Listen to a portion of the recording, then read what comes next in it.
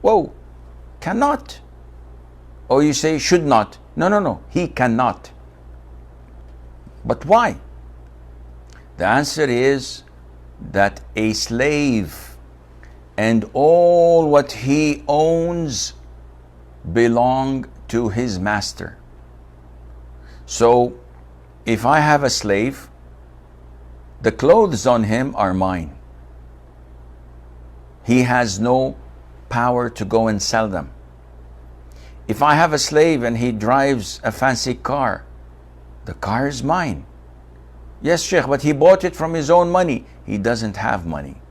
He's a slave. I can sell him whenever I want. So this is part of slavery, and he does not possess any wealth, and hence he cannot give any zakat. Number 3, a person, in order to give zakat, he has to have access.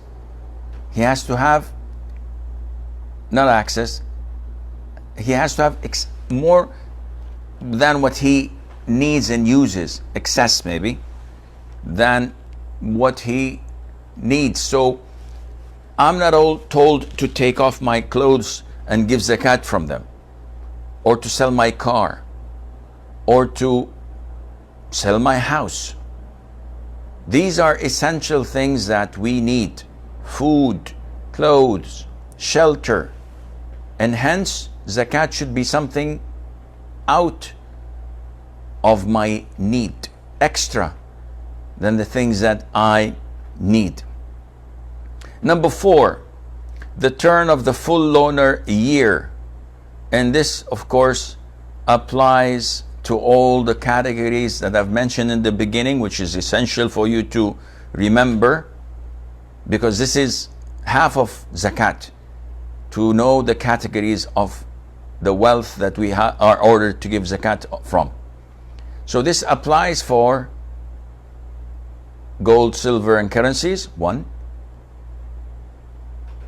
Crops grown from earth, 2. Let me rephrase that. Unfortunately, they don't have editing powers here to scratch that out. The categories that must be given zakat after completing a lunar year are 3. 1. Gold, silver, and currencies. 2. Livestock.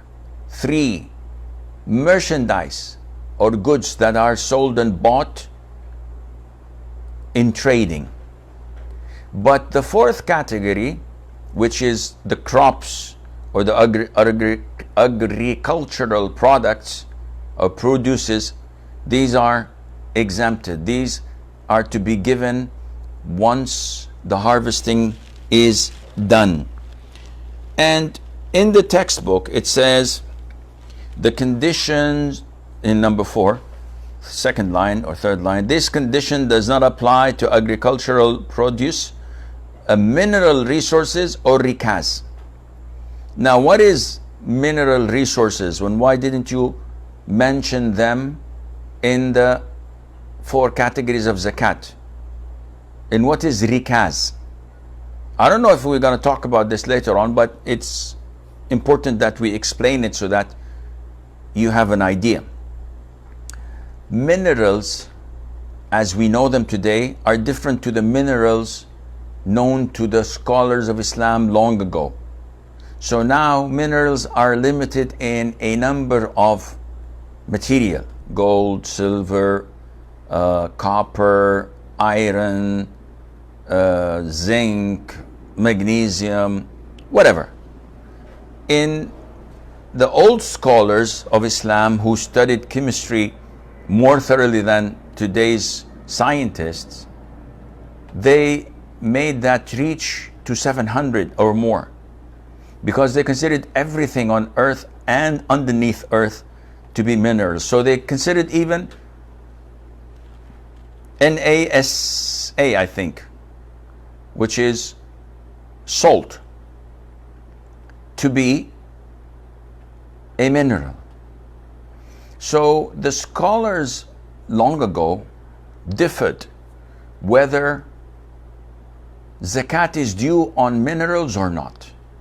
So the Hanafi school of thought said zakat is mandatory on every type of mineral that is solid.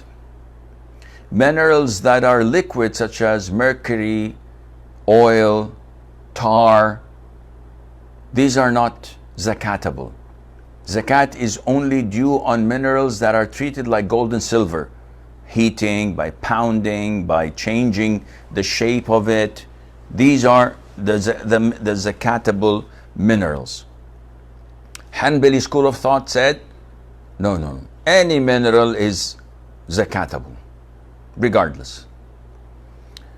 Maliki and Shafi'i school of thought said that, no, minerals are not zakatable. We need evidence from the Quran and the Sunnah to state that it's zakatable, because we only know of the gold and silver.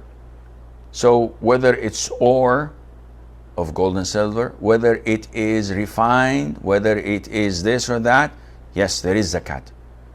But to claim that we have to give zakat on rubies, emeralds, pearls, to give zakat on magnesium, on cobalt, on whatever, no, we need evidence. And this is the most authentic opinion.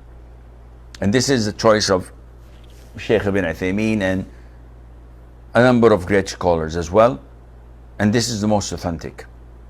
So there's no zakat on oil. Unless, of course, these minerals are used to trading. So you extract it and you sell it, then it becomes urud al-tijara, the fourth category, which we will come to discuss later on, if Allah is willing, Azza wa Jal. Okay, what about rikaz? Rikaz is known to the jurors as Dafnul Jahiliyyah. In English, the treasures of pre-Islamic era. So treasure hunters, if you go in the Mediterranean and you dive for wrecked ships and you find a ship that predates Islam, and you find a chest with golden jewelry in it, this is known as rikaz. So how would I know, Sheikh? Do I have to use carbon-14 or whatever that is used with fossils so that I can tell the date of the age of such findings? The answer is no. If it were gold coins, you can see by what is engraved on it that it is from the Byzantine era or the Greeks or the Roman Empire, or from even way before that. So even if you dig underneath a piece of property and you find money and wealth and treasures, if it is pre-Islamic era, this is known as rikaz. Those who find it, it's finders keepers. But they are instructed to give the highest ratio of zakat ever in Islam, which is 20% or fifth of what you had found. And you have to give it to the cause of Allah Azza wa Jal. So, okay, what about if I find a chest full of gold and jewelry, but the coins indicate that this is from the Ottoman Empire, so it's like 600 years old or even 1,000 years old? In this case, this is not considered to be rikaz. This belongs to someone, and he was a Muslim, and hence it has to go back to him, and there's a process of finding and trying to tracing it, etc. So I thought of giving you a preview of this so that we don't go deep without understanding whatever is mentioned in the textbook. So now we have the 7 categories, or the 8 categories, that is, of the recipients of zakat, who is